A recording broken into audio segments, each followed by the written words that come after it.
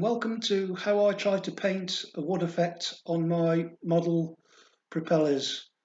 We'll get started because as you can see, my other self has already started on the first process, which is sanding all the mould lines and any markings off.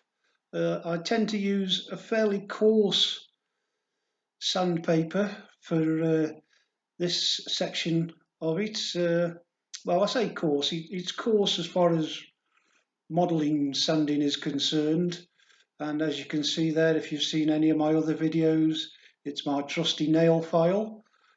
And then once I've finished that, I move on to a very fine sanding pad, which I do to remove any scratch lines caused by the coarser sanding pad. And as you can see there, I keep going until it feels and looks as smooth as I can get it. When I'm happy that the surface is ready for paint, I give it a quick wash with some soapy water and then dry it off. And then, as you can see here, I start to paint on a primer coat.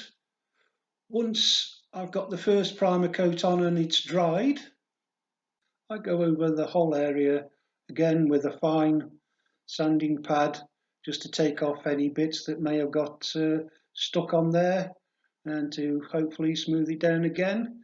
And once I've finished that and I'm happy that it's ready, I give it a second coat.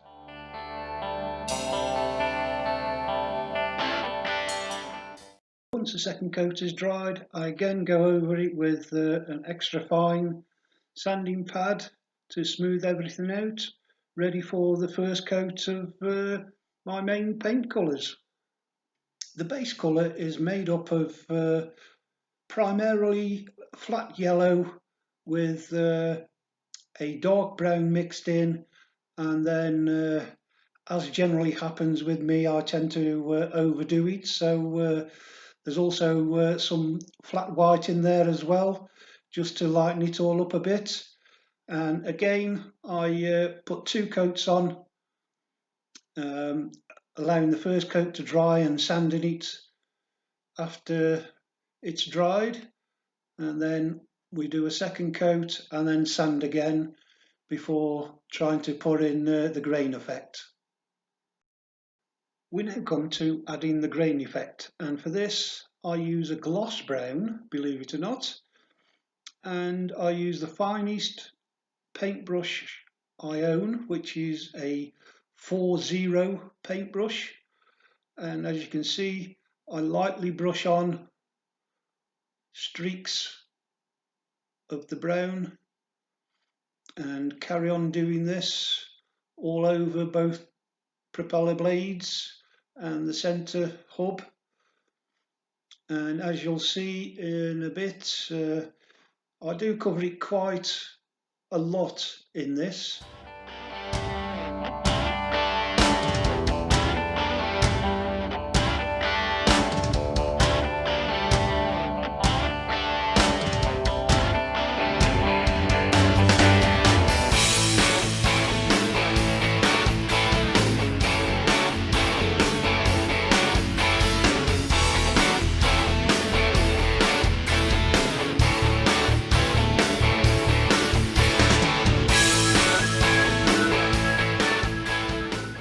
Now, the reason I put quite a lot of this brown on is that it kind of builds layers up, and there, as you can see, once it's dried, I again go back to my fine sanding pads and thin fine sanding pads, and I start to sand off the excess until I'm happy with the layout of the grain effect, as you'll see shortly.